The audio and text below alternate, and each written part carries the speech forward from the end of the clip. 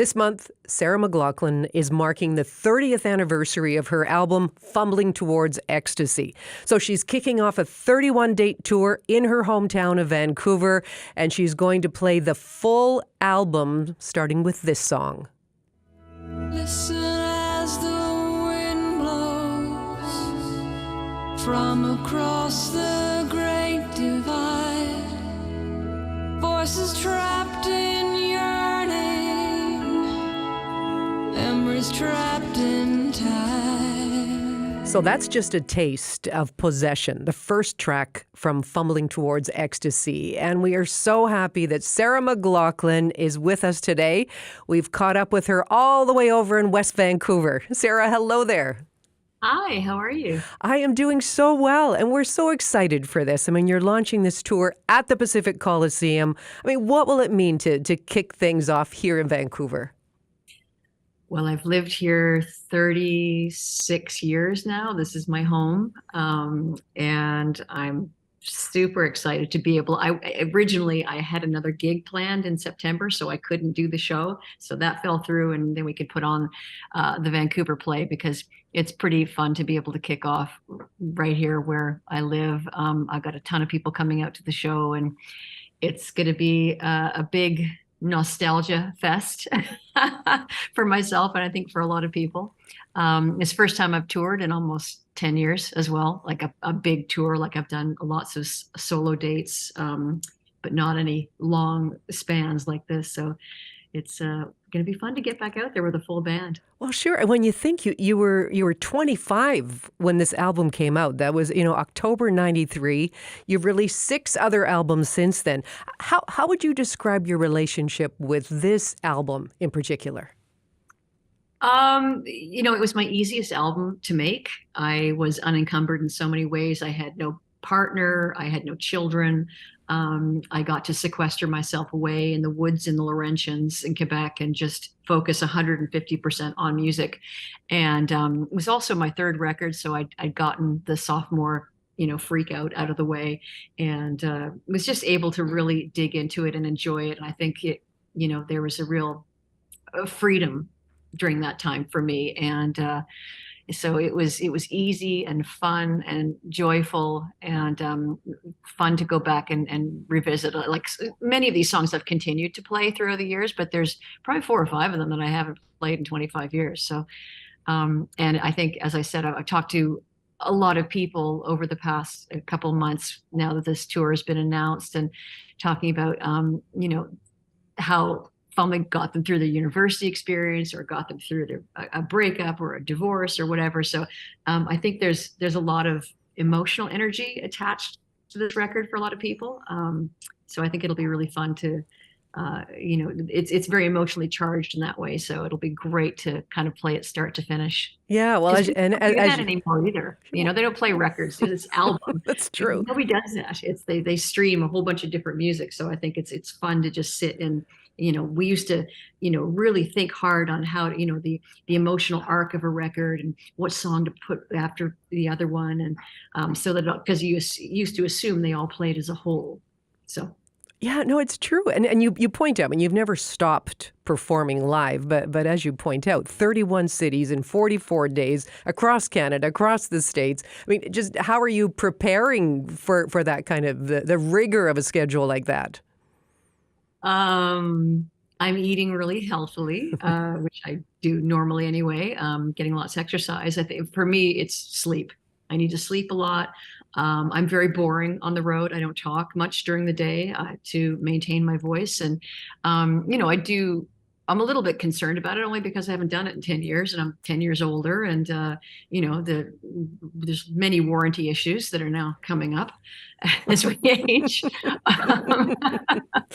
Never mind the hard drive just randomly dumping information all the time. But no, I'm excited by it. I feel great. I'm, knock on wood, I'm in great health. And I'm sure it's going to be great fun. I just have to sort of, my mental energy, I have to sort of protect that a little bit. I have all sorts of people saying, "Oh, we want to come out on the road and hang out with you." I'm like, no, you can come out and you can come to the show, but I'm not going to be entertaining you all day because I have to just, take care of my energy. So because it's super fun and exciting, but it takes a lot of energy to put on a 2-hour show every night. And just to recharge during the day is really important.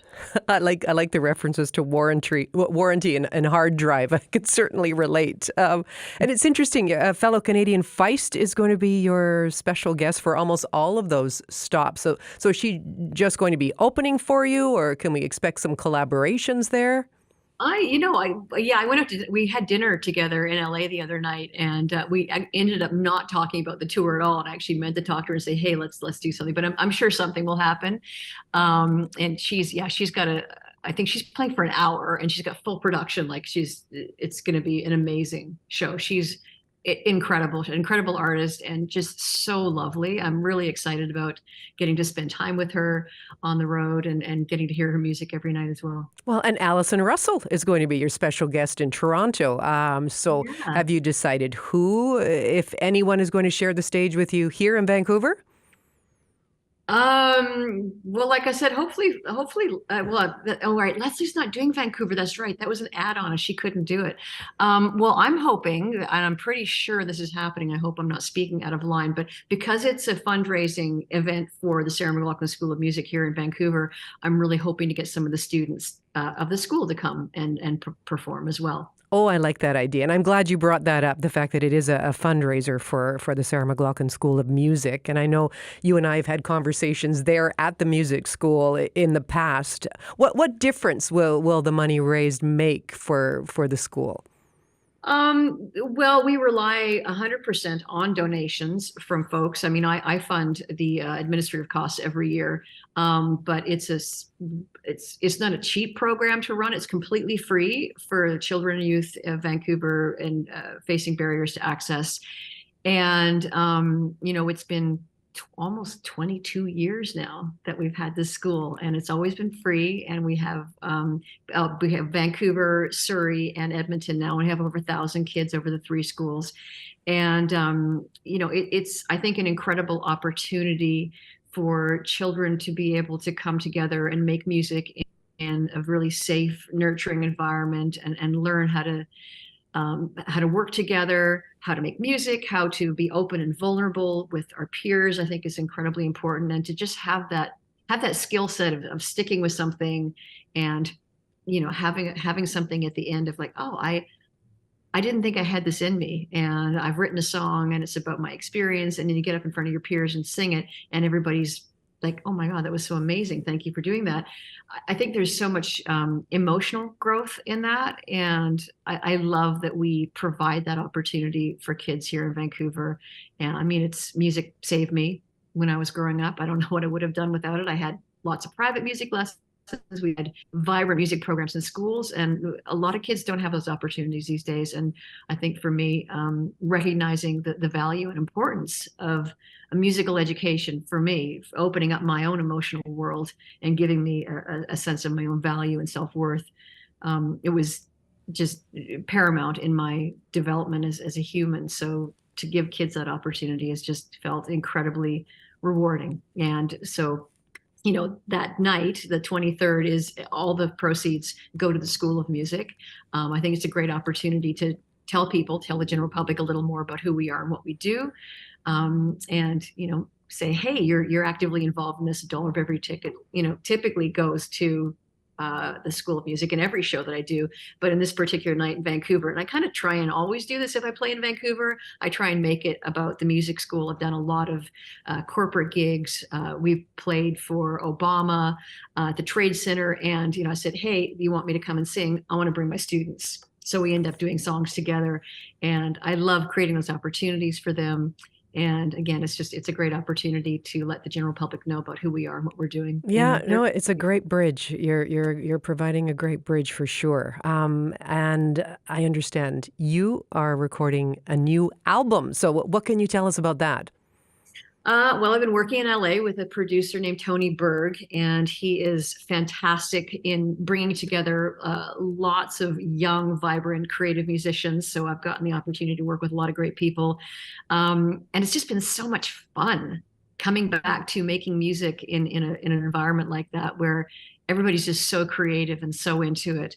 So I've had just the best time ever. And it's hopefully, I've done 4 sessions so far, and it's sort of been piecemeal because I really wasn't really planning on making a record this year, but he was available and just kind of happened. So I think we're probably going to finish it by October and hopefully have it out by May of next year. I know it seems like a long time, but it typically takes 6 months once the record's done, to get it out to the people. And because I have this tour and maybe a Canadian tour as well that might be happening. So there's lots of irons in the fire, as it were. Good to hear. You're teasing us a little bit here, but I get it. No concrete details yet. And, in an interview that you did recently with the Canadian press, you talked about not being political, but whether you have that luxury of being apolitical anymore. I mean, have you come to answer that question? I don't think any of us can be apolitical anymore. I think we all have to not choose a side necessarily, but I think there's such division going on in the world, and so much radicalizing of both sides. And I've always been fairly moderate, and also just trying to figure out a way to build bridges, because sitting on either edge is not necessarily good. Like, we have to figure out how to work together, and I think music is an amazing bridge for that.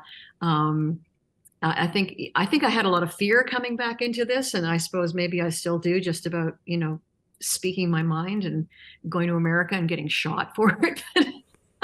Just because people are angry and afraid, and they're not necessarily behaving in a civilized manner sometimes. So sure, I have a little bit of fear about it, but I also I have to speak my mind. If someone asks me a direct question, I'm going to answer, these are my views. And yeah, so I guess to answer your question, I'm a little more in my in the belief of I'm gonna wing it and speak my mind and hope for the best, I guess. We have always appreciated the way you speak your mind, Sarah. Listen, thank you for making time for us today, and we wish you all the best on the tour.